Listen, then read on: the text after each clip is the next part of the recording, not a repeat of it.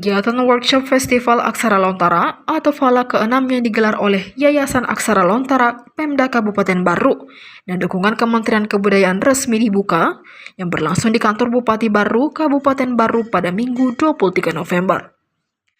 Festival Aksara Lontara digelar 3 hari, dirangkaikan dengan Festival Budaya Tuberu 2025, yakni 23 hingga 25 November 2025. Festival Aksara Lontara atau FALAK adalah sebuah kegiatan acara tahunan yang digagas oleh Kabar Makassar, KGI, Dinas Perpustakaan dan Kearsipan Provinsi Sulsel, serta budayawan dan penggiat literasi, dan akademisi senior dan ahli filologi Unhas, Profesor Nur Hayati Rahmat.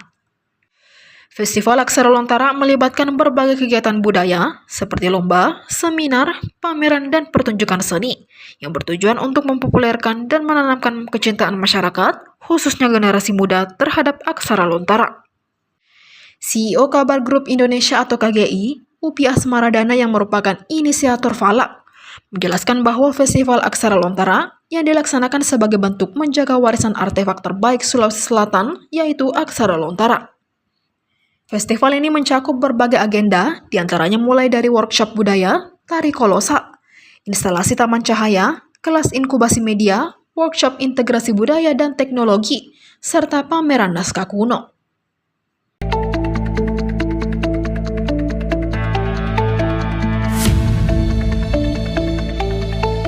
Fenomena angin puting beliung kembali menerjang wilayah Kabupaten Maros, Sulawesi Selatan dan menyebabkan 7 rumah warga rusak di Kecamatan Lau pada Senin 24 November.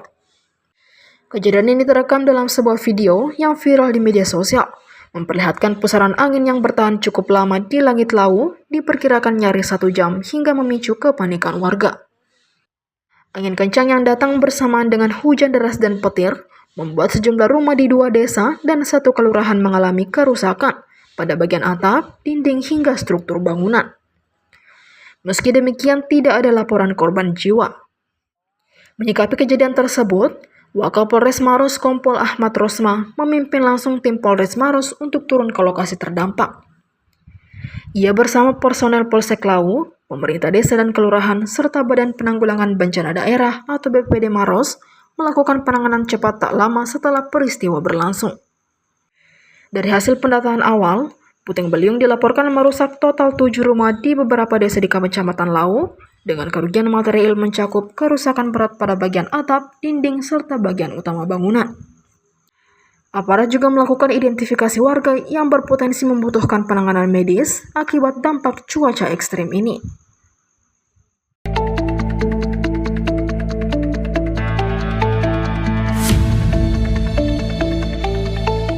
Pemerintah Kabupaten Goa secara resmi memulai distribusi program Mandiri Benih Padi tahun anggaran 2025, sebuah agenda strategis yang digadang menjadi penguat sektor pertanian sekaligus pilar ketahanan ekonomi daerah.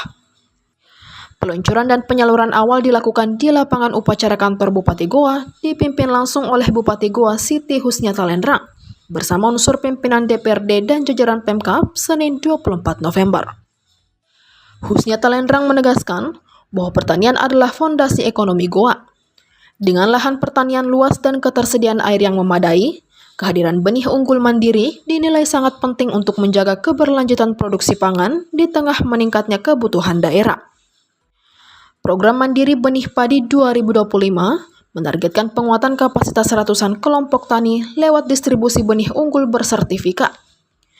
Kebijakan ini juga menjadi bagian dari 9 program unggulan Goa Salapang Hati Damai, yang menempatkan kesejahteraan dan ketahanan ekonomi masyarakat sebagai inti pembangunan daerah. Ia juga menyebut sektor pertanian telah berkontribusi signifikan terhadap pertumbuhan ekonomi Goa. Pada triwulan 2 2025, pertumbuhan ekonomi daerah mencapai 7,68%, salah satu yang tertinggi di Sulawesi Selatan.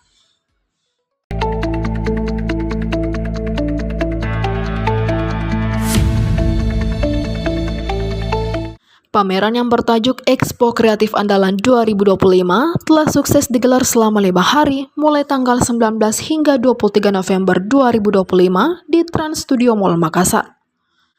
Gelaran ini bukan hanya sekedar pameran, tetapi menjadi bukti nyata bangkitnya semangat ekonomi kreatif Sulawesi Selatan. Expo kreatif andalan ini diikuti secara meriah oleh Dekranasda Provinsi Sulsel, TPPKK Provinsi Sulsel, dan Dekranasda dari 24 kabupaten atau kota se-Sulawesi Selatan. Kegiatan ini diselenggarakan oleh pemerintah Provinsi Sulawesi Selatan bekerja sama dengan Dewan Kerajinan Nasional Daerah atau Dekranasda Provinsi Sulsel dengan tema Karya Kreatif, Branding Efektif, Go Internasional. Selama 5 hari pameran, pengunjung Expo Kreatif Andalan mencapai 16.475 orang. Tercatat total transaksi penjualan selama pameran mencapai 600 juta rupiah lebih. Angka ini menunjukkan tingginya minat dan apresiasi masyarakat terhadap produk-produk lokal. Suasana di lokasi pameran selalu ramai oleh pengunjung yang tidak hanya melihat-lihat, tetapi juga antusias membeli beragam produk unik sebagai buah tangan. Kegiatan ini dikatakan sebagai wadah terhadap geliat ekonomi kreatif dan pengembangan produk unggulan daerah. Expo Kreatif Andalan ini merupakan upaya strategis untuk memperkuat ekosistem usaha mikro, kecil dan menengah atau UMKM, serta pengrajin lokal agar lebih adaptif terhadap tren dan kebutuhan pasar global.